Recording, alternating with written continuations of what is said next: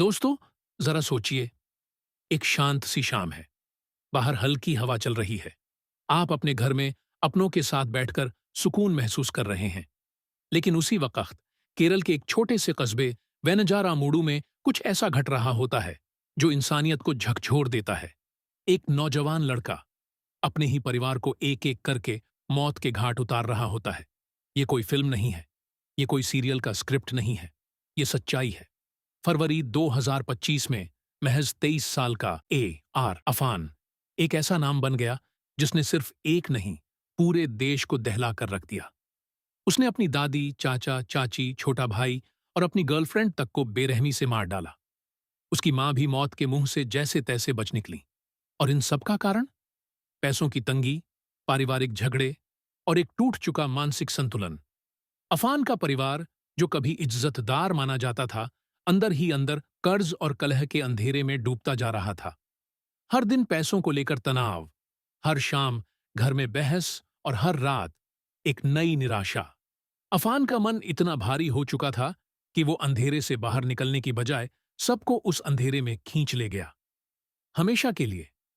क्या किसी ने उसकी तकलीफें देखीं? क्या उसने कभी किसी से दिल खोलकर बात की? या फिर सब कुछ अचानक इतना गहरा हो गया कि किसी को संभलने तक का मौका भी नहीं मिला?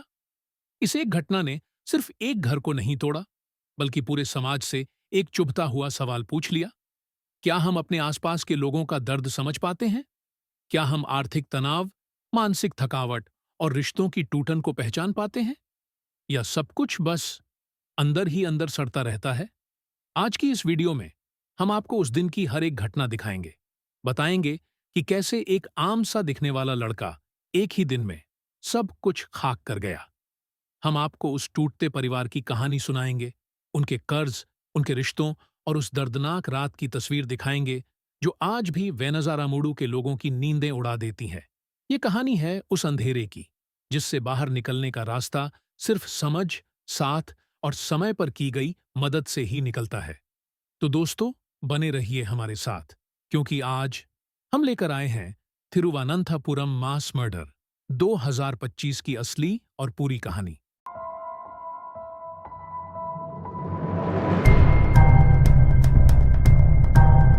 अफान का परिवार बाहर से देखने पर सब कुछ ठीक लगता था। एक इज्जतदार, आमदनी वाला घर, जहां दीवारों पर मुस्कुराते चेहरों की तस्वीरें टंगी थीं। लेकिन इन तस्वीरों के पीछे जो सच्चाई छुपी थी, वो थी कर्ज, तनाव और टूटती हुई उम्मीदें। कहानी शुरू हुई कुछ साल पहले, जब अफान के पिता रहीम ने छोटा सा व्यापार शुरू किया था, एक सपना लेकर कि अपने बच्चों को अच्छी जिंदगी देंगे। पर व्यापार में लगातार घाटा होता गया। एक के बाद एक लोन लेने पड़े, कभी बैंक से, कभी रिश्तेदारों से, तो कभी सूदखोरों से। हर बार ये उम्मीद की गई कि अगला महीना बेहतर होगा, लेकिन कर्ज का बोझ सिर चढ़ता गया। अफान भी अपनी किस्मत आजमाने गल्फ चला गया था, पर वहां भी न नौकरी मिली, न चैन। कुछ दिन बाद लौट आया, थका हारा, टूटा हुआ। देश वापस आकर भी उसने छोटे मोटे काम किए, लेकिन हर जगह नाकामी ने उसका साथ नहीं छोड़ा। धीरे धीरे अफान ने भी अपने नाम पर कुछ लोन ले लिए, कुछ दोस्तों से, कुछ लोकल मनीलेंडर्स से। अब हाल ये था कि अकेले अफान के सिर पर 10 लाख रुपए का कर्ज था और हर दिन उस पर 10,000 रुपए चुकाने का दबाव डाला जा रहा था। सोचिए, एक 23 साल का लड़का जो हर सुबह डर के साथ आंखें खोलता था, क्या बीतती होगी उस पर। घर तक गिरवी रखा जा चुका था, बैंक ने सीज कर लिया था। मां और घर की औरतें अपने जेवर तक बेच चुकी थीं, बस रोटी के लिए। हर दिन कोई न कोई लेनदार दरवाजे पर आकर चीखता, धमकाता, और अंदर, घर के भीतर, रोज झगड़े, चुप्पी, मायूसी। रिश्तेदारों ने भी दूरी बना ली थी। अफान पर फिजूल खर्ची का इल्जाम लगाया गया। गलतियां उसके पिता की थीं, लेकिन बोझ अफान उठा रहा था। मां शेमी हर रोज अपने बच्चों को संभालने की कोशिश करती थी, लेकिन जब पूरा घर नींव से हिल रहा हो, तो एक मां कब तक सब कुछ अकेले सह ले। छोटा भाई अफसान स्कूल की फीस और जरूरतों के लिए तरस रहा था। घर की हर दीवार पर उदासी लटक रही थी। हर चेहरा जैसे जिंदा लाश बन चुका था। हर रात डर के साए में कटती थी। ना कोई सुकून, ना कोई उम्मीद। ये सिर्फ पैसों की कमी नहीं थी, ये उनके रिश्तों का, सपनों का और हिम्मत का टुकड़ा टुकड़ा हो जाना था। जब घर का हर सदस्य अपने ही दुख में डूबा हो, तो एक दिन कोई भी टूट सकता है। और अफान भी टूट गया। अंधेरों से लड़ते लड़ते उसने वो रास्ता चुना जिसने सब कुछ खत्म कर दिया। 24 फरवरी 2025। वेंजारामूडु और पूरे तिरुवनंतपुरम के लिए यह तारीख एक काला दिन बन गई। सुबह सब कुछ सामान्य था, लेकिन शाम होते होते एक ही परिवार के 5 लोग और एक मासूम लड़की मौत की नींद सो चुके थे। और इस पूरी त्रासदी का गुनहगार कोई और नहीं, बल्कि उसी घर का 23 वर्षीय बेटा अफ़ान था। सब कुछ तब शुरू हुआ जब अफ़ान अपनी दादी सलमा बीवी के घर पहुंचा। दादी उस वक़्त घर पर अकेली थीं। अफ़ान ने पहले उनसे सामान्य बात की, जैसे कुछ हुआ ही ना हो। फिर अचानक उसने हथौड़ा और एक तेज धार वाले औजार से उन पर हमला कर दिया। 88 साल की बूढ़ी दादी कुछ समझ भी नहीं पाईं और अफ़ान ने बेरहमी से उनकी जान ले ली। घर की दीवारें खून से सनी थीं, लेकिन बाहर कोई शोर नहीं हुआ। अफ़ान चुपचाप वहां से निकल गया, जैसे कुछ हुआ ही ना हो। इसके बाद वह पहुंचा अपने चाचा लतीफ और चाची शाहिदा के घर SN पुरम में। चाचा उस वक़्त सोफे पर बैठे थे और चाची रसोई में खाना बना रही थीं। अचानक पीछे से अफ़ान ने चाचा पर वार किया और फिर रसोई में जाकर चाची को भी मौत के घाट उतार दिया। मर्डर इतने क्रूर और खामोशी से किए गए कि ना कोई चीख सुनाई दी, ना कोई मदद की गुहार। पुलिस जब वहां पहुंची तो हालत ऐसी थी कि पहचानना तक मुश्किल था। अब अफ़ान अपने असली घर पेरमाला वेंजारामूडु लौट आया। घर में उसकी मां शेमी, छोटा भाई अफसान और गर्लफ्रेंड फरसाना मौजूद थे। अफ़ान ने सबसे पहले मां से पैसे मांगे। जब मां ने मना किया तो उसने उनके गले में दुपट्टा लपेट दिया और सिर दीवार पर दे मारा। उसे लगा मां मर चुकी हैं, लेकिन वे किसी तरह जिंदा बच गईं, गंभीर हालत में। इसके बाद अफ़ान ने अपने सिर्फ 13 साल के भाई अफसान को मार डाला। एक मासूम जो शायद अभी तक कुछ समझ भी नहीं पाया था, उसे भी अफ़ान की वहशत ने नहीं बख्शा। और फिर उसने अपनी ही प्रेमिका फरसाना को मौत के घाट उतार दिया। उसकी लाश एक कुर्सी पर मिली। चेहरा हथौड़े से इतनी बार पीटा गया था कि पहचान पाना असंभव था। उसके पास अफ़ान की एक तस्वीर खून से सनी मिली, जैसे वह अपने प्यार के साथ अपने गुस्से की अंतिम छाप छोड़ गया हो। ये खूनी खेल करीब 7 घंटे तक चला। हर घर में जाकर अफ़ान ने एक एक कर अपने अपनों को मार डाला। हर बार दरवाजे को बाहर से लॉक करता गया ताकि कोई जल्दी अंदर न पहुंच सके।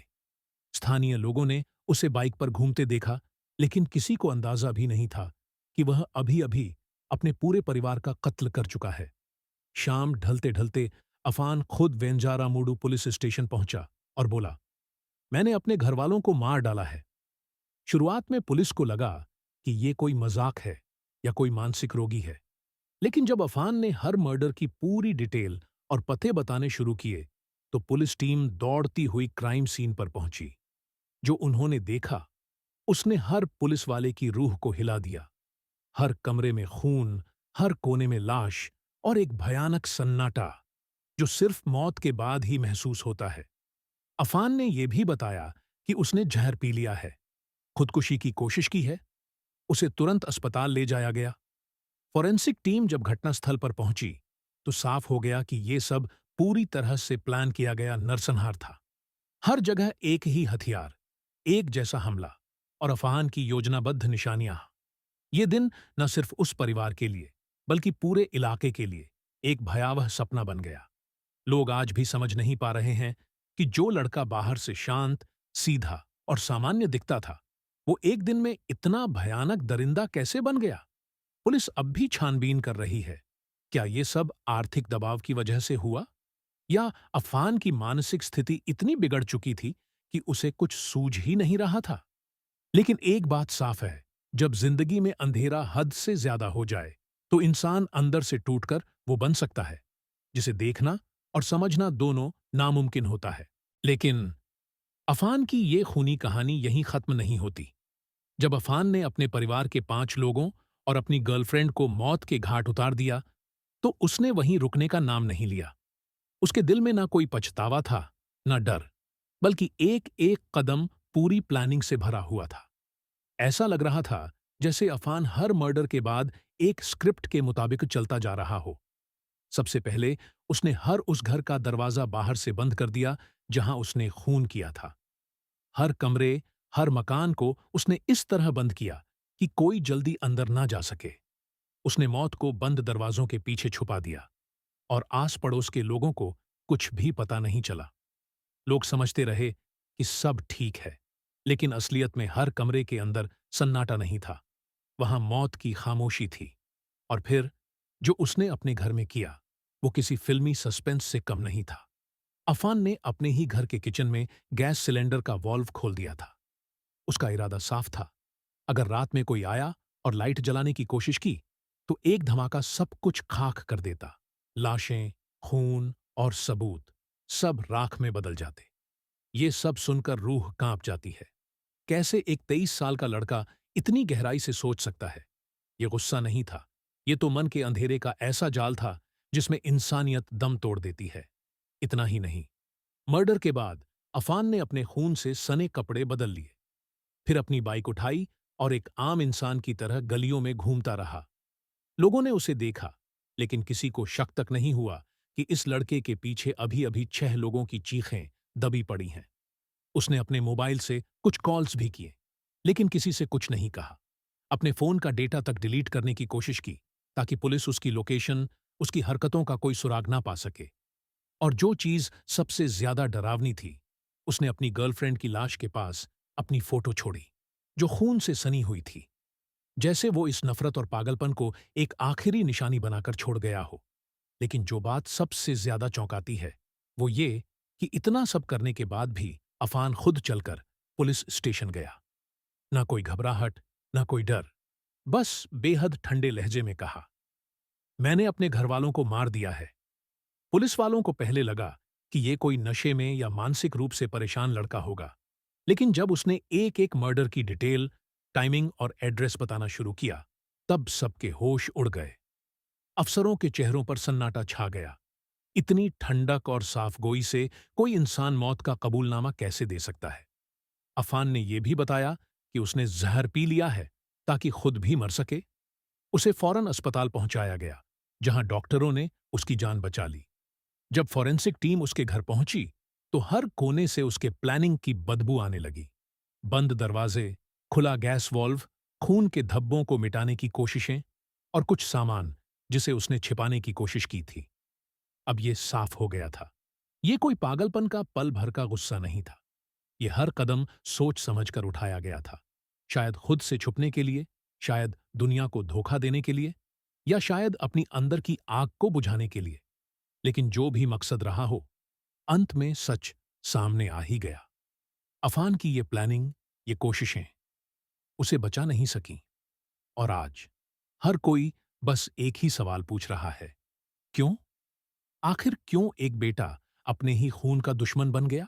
जब पुलिस पहली बार अफान के घर और उसके रिश्तेदारों के घरों में दाखिल हुई, तो जो मंजर उन्होंने देखा, उसने सबको हिलाकर रख दिया। हर कोने में खून के धब्बे, बिखरी हुई लाशें और एक ऐसी गूंजती हुई खामोशी थी जो बस मौत के बाद ही होती है। ऐसा लग रहा था जैसे वक्त ठहर गया हो और हर दीवार ने चीख चीख कर उस रात की दहशत को समेट रखा हो। फॉरेंसिक टीम को तुरंत बुलाया गया, जिसने हर कमरे का बारीकी से निरीक्षण किया। हर जगह हथौड़े और तेज हथियारों के निशान थे। लाशों पर भी वही गहरे घाव थे। इससे साफ था कि इन मासूमों पर हमला एक ही हथियार से किया गया था। पुलिस ने सबसे पहले घर के सीसीटीवी फुटेज देखे ताकि ये पता चल सके कि अफान ने कब, किस वक्त और कैसे इन घरों में प्रवेश किया और क्या कोई और भी उसके साथ था। फुटेज में अफान अकेला दिखाई दिया। उसका चेहरा पत्थर की तरह भावहीन और उसकी चाल में कोई डर या पछतावा नहीं था। इससे पुलिस को पक्का यकीन हो गया कि यह दिल दहला देने वाला कांड अफान ने अकेले अंजाम दिया है। क्राइम सीन से कुछ ऐसी चीजें मिलीं जो और भी चौंकाने वाली थीं। गैस का खुला हुआ वॉल्व, बंद दरवाजे और फरसाना के पास अफान की खून से सनी तस्वीर। पुलिस ने अफान के कपड़े, उसका मोबाइल फोन और घर के हर कोने से साक्ष्य इकट्ठा किए। फॉरेंसिक एक्सपर्ट्स ने खून के सैंपल, फिंगरप्रिंट्स और हथियारों को लैब भेजा ताकि साइंटिफिक तरीकों से सबूत इकट्ठा किए जा सकें। जांच के दौरान पुलिस ने अफान के मोबाइल का डेटा भी रिकवर किया।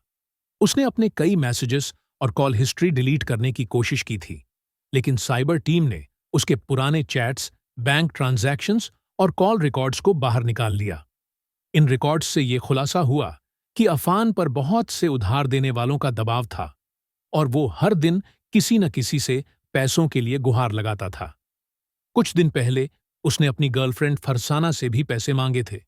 पुलिस ने अफान के रिश्तेदारों, पड़ोसियों और दोस्तों से भी पूछताछ की।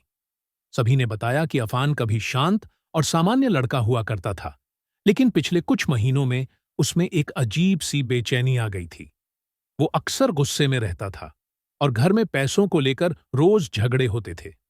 उसकी मां शेमी, जो इस हमले में किसी चमत्कार से बच गई थीं, पहले तो सदमे में थीं, कुछ बोल ही नहीं पाईं, लेकिन होश में आने के बाद उन्होंने बताया कि अफान डिप्रेशन में रहता था और पैसों की तंगी से बेहद परेशान था।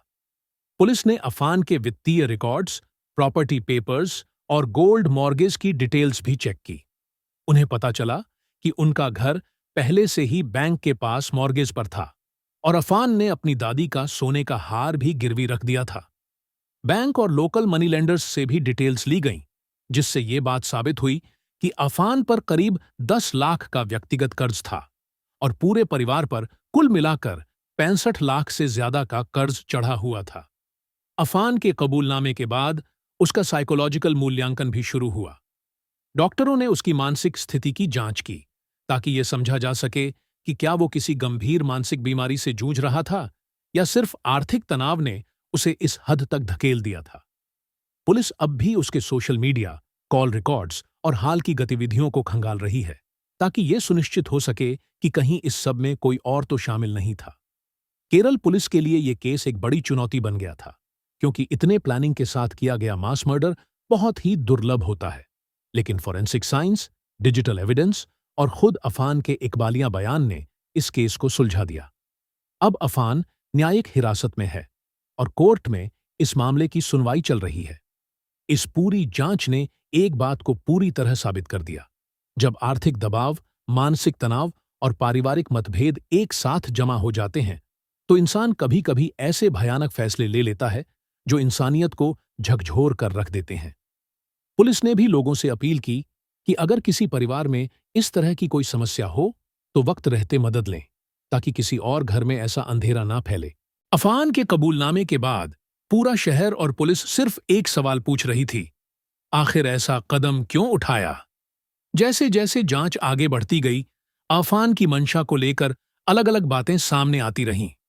उसके बयान हर पूछताछ में बदलते रहे, जिससे पुलिस को हर पहलू को गहराई से जांचना पड़ा। सबसे पहले तो पुलिस को पता चला कि अफान के परिवार पर करीब 65 लाख रुपए का कर्ज था। उसके पिता रहीम खाड़ी देश में छोटा सा कारोबार करते थे, लेकिन 2022 के बाद उनका कारोबार ठप्प हो गया और घर की जिम्मेदारी अफान और उसकी मां के कंधों पर आ गई। परिवार ने रिश्तेदारों, बैंकों और लोकल लेंडर्स से लोन लिया था, लेकिन उसे चुकाना दिन ब दिन मुश्किल होता जा रहा था। घर की रोजमर्रा की जरूरतें, अस्पताल के बिल, छोटे भाई की पढ़ाई, सब कुछ उधार के सहारे चल रहा था। अफान खुद भी अलग अलग लोगों से पैसे मांग रहा था, लेकिन जब कहीं से कोई मदद नहीं मिली तो उसने अपने ही परिवार को निशाना बना लिया। अफान ने पुलिस को बताया कि उसने हर हत्या किसी वजह से की। दादी का हार उसने गिरवी रखा था ताकि कर्ज का कुछ बोझ हल्का हो सके। चाचा और चाची से भी पैसे मांगे थे, लेकिन जब उन्होंने मना किया और उसकी होने वाली शादी को लेकर ताना मारा, तो उसने गुस्से में उन्हें भी मार डाला। मां से भी पैसे मांगे और जब उन्होंने मना किया तो उन पर भी हमला कर दिया। फरसाना को लेकर भी घर में तनाव था। 2 दिन पहले ही अफान उसे घर लाया था, जिस पर परिवार ने नाराजगी जताई थी। हालांकि फरसाना के घरवाले शादी के लिए तैयार थे, फिर भी अफान ने उसे भी नहीं छोड़ा। अपने कबूलनामे में अफान ने यह भी कहा कि पूरा परिवार आत्महत्या करने का प्लान बना रहा था, लेकिन पुलिस को उसकी इस बात पर यकीन नहीं हुआ। उन्हें लग रहा है कि ये बस अफान का अपने किए पर पर्दा डालने का तरीका है। कभी अफान कहता है कि उस पर कर्ज का दबाव था, तो कभी कहता है कि उसने पैसों के लिए सब कुछ किया। जब पुलिस ने उसके फाइनेंशियल रिकॉर्ड्स की पड़ताल की, तो पता चला कि उसने दादी का हार गिरवी रखकर पैसे लिए और हत्या के बाद भी कुछ खर्चों को निपटाया। एक और एंगल ये भी सामने आया कि अफान ने अपनी गर्लफ्रेंड को घर लाने पर परिवार के विरोध से तंग आकर यह कदम उठाया। लेकिन फरसाना के भाई ने मीडिया को बताया कि उनके घरवाले शादी के लिए तैयार थे, तो ये बात भी पूरी तरह स्पष्ट नहीं हो सकी। पुलिस अब भी अफान के डिजिटल सबूतों, पैसों के लेन देन और मानसिक स्थिति की जांच कर रही है। उनका कहना है कि जब तक अफान की मानसिक स्थिति स्थिर नहीं होती, तब तक पूछताछ पूरी नहीं हो पाएगी। अभी तक जो सामने आया है, उससे बस इतना ही कहा जा सकता है कि आर्थिक तंगी, पारिवारिक झगड़े और अफान की मानसिक अस्थिरता, इन सब ने मिलकर इस खौफनाक नरसंहार को जन्म दिया। इस केस में सबसे बड़ी परेशानी ये है कि अफान हर बार अपनी कहानी बदल रहा है। कभी पैसे का दबाव, कभी परिवार संग सामूहिक आत्महत्या, कभी रिलेशनशिप की टेंशन। इसलिए पुलिस हर एंगल को क्रॉस वेरीफाई कर रही है ताकि सच्चाई सामने आ सके और किसी झूठे बयान पर भरोसा न किया जाए। अफान की गिरफ्तारी के बाद वेंजारामुडु सामूहिक हत्या मामले की कानूनी कार्यवाही तेजी और सख्ती के साथ शुरू हो गई। पुलिस ने सबसे पहले उसे मेडिकल कॉलेज हॉस्पिटल के स्पेशल सेल में रखा, जहां उसका इलाज और मानसिक स्थिति का शुरुआती आकलन हुआ। कुछ दिन बाद जब उसकी तबीयत थोड़ी संभली, तो उसे सेंट्रल जेल शिफ्ट कर दिया गया, जहां से उसकी न्यायिक हिरासत आधिकारिक रूप से शुरू हुई। कोर्ट ने सबसे पहले अफान को 14 दिन की न्यायिक हिरासत में भेजा, लेकिन मामला सीधा और साधारण नहीं था। चूंकि हत्याएं 3 अलग-अलग जगहों पर हुई थीं और 2 पुलिस स्टेशनों के अधिकार क्षेत्र में आती थीं, इसलिए हर केस की जांच अलग-अलग तरीके से की गई। पांगोड़े पुलिस ने सबसे पहले उसकी दादी सलमा बीवी की हत्या का केस दर्ज किया, जबकि वेंजारामुडु पुलिस ने बाकी हत्याओं की जांच अपने हाथ में ली। जांच के दौरान पुलिस ने अफान को हर एक क्राइम सीन पर ले जाकर उससे घटनाओं का पूरा ब्यौरा लिया। उसकी दादी का घर, उसका खुद का घर पेरूमाला और वो दुकानें जहां से उसने हथौड़ा, बैग और बाकी सामान खरीदा था। अफान ने हर एक घटना को बिना किसी पछतावे के ऐसे सुनाया जैसे वो बस किसी कहानी को दोहरा रहा हो। पुलिस उससे बार बार पूछती रही, किस समय क्या किया, किस हथियार का इस्तेमाल किया, हत्या के बाद कहां गया, और वो हर सवाल का जवाब बेहद ठंडेपन से देता रहा। इन घटनाओं को देखने और सुनने के लिए लोकल लोग और मीडिया की भीड़ लग गई थी, जिससे सुरक्षा को भी सख्त किया गया।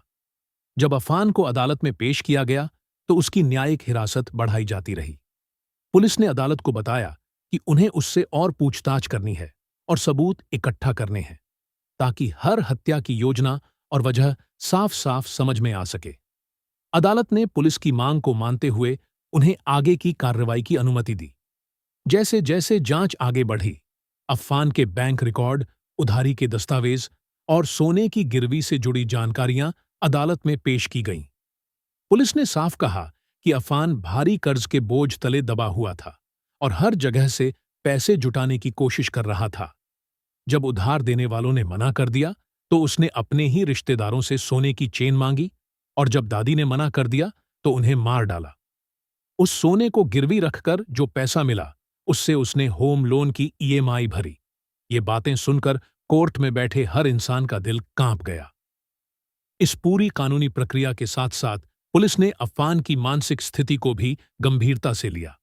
मनोवैज्ञानिकों और मानसिक स्वास्थ्य विशेषज्ञों की मदद ली गई, ताकि पता चल सके कि वो वाकई किसी मानसिक बीमारी से जूझ रहा था या फिर सब कुछ जानबूझकर किया गया। अफान के बयानों में बार बार आत्महत्या और डिप्रेशन का जिक्र आता रहा, और पुलिस को उसकी गूगल सर्च हिस्ट्री में भी आत्महत्या से जुड़ी कई खोजें मिलीं। जिला पुलिस अधीक्षक ने मीडिया को बताया कि अफान आर्थिक तंगी और भावनात्मक दबाव के कारण मानसिक रूप से अस्थिर हो चुका था, और शायद इसी वजह से उसने ये भयानक कदम उठाया। अभी उसकी मां शेमी अस्पताल में भर्ती हैं, और पुलिस ने अभी तक उनका औपचारिक बयान दर्ज नहीं किया है। जब उन्हें होश आया, तो उन्होंने मजिस्ट्रेट के सामने कहा कि वो बिस्तर से गिर गई थीं, लेकिन पुलिस को पूरा यकीन है कि जैसे जैसे उनकी तबीयत सुधरेगी, सच खुद ब खुद सामने आ जाएगा। परिवार वालों ने फैसला किया है कि जब शेमी थोड़ी और ठीक हो जाएंगी, तभी उन्हें पूरी सच्चाई बताई जाएगी, क्योंकि अभी वो इसे सह नहीं पाएंगी। फिलहाल अफान जेल में है, और पुलिस की जांच, सबूतों का संग्रह और मानसिक मूल्यांकन एक साथ चल रहे हैं। हर हत्या का अलग ट्रायल चलेगा और पुलिस ने साफ कर दिया है कि चार्जशीट दाखिल करते समय हत्या की योजना, मकसद और अफान की मानसिक स्थिति पर खास ध्यान दिया जाएगा। ये पूरी कानूनी प्रक्रिया केरल की न्यायिक इतिहास में एक दुर्लभ मिसाल बन चुकी है, जहां इतने बड़े हत्याकांड में मानसिक मूल्यांकन, आर्थिक जांच और कानूनी कार्रवाई साथ साथ चल रही है। इस केस ने न सिर्फ पुलिस और अदालत को झकझोर कर रख दिया है, बल्कि पूरे समाज को ये सोचने पर मजबूर कर दिया है कि अगर हम मानसिक तनाव और आर्थिक परेशानियों को समय रहते गंभीरता से न लें, तो उसका अंजाम कितना भयावह हो सकता है। दोस्तों, वेंजारामुडू का ये मास मर्डर केस सिर्फ एक पुलिस फाइल या न्यूज की हेडलाइन नहीं है।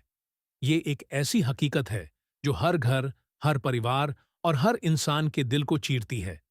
ये कहानी हमें ये दिखाती है कि जब जिंदगी के बोझ, पैसों की तंगी और मानसिक तनाव का अंधेरा हद से ज्यादा बढ़ जाता है, तो सबसे प्यारे रिश्ते भी टूट सकते हैं और सबसे शांत इंसान भी अपने आप को खो सकता है।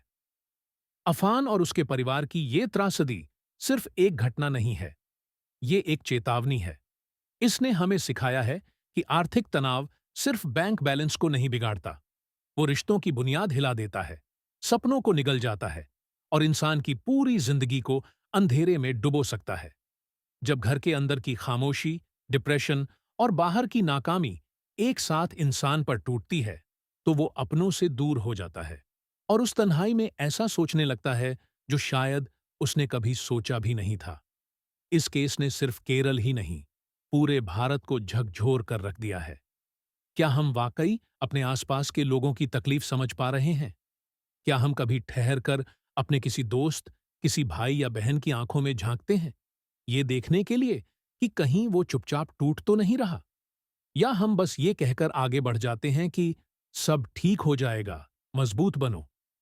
आज के दौर में मानसिक स्वास्थ्य को नजरअंदाज करना सबसे बड़ी भूल है। आर्थिक परेशानी, डिप्रेशन और पारिवारिक झगड़े जब मन के अंदर छुपते जाते हैं, तो अंदर का अंधेरा और भी घना होता चला जाता है।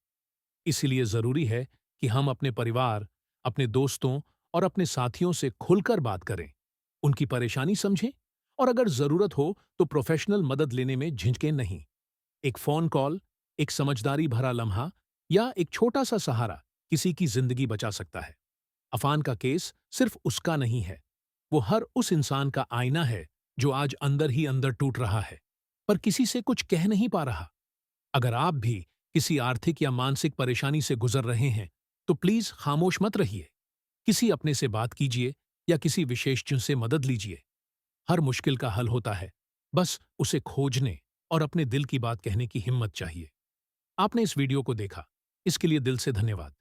अगर आपको ये कहानी जरूरी लगी हो, तो इसे लाइक कीजिए, शेयर कीजिए और सब्सक्राइब जरूर कीजिए।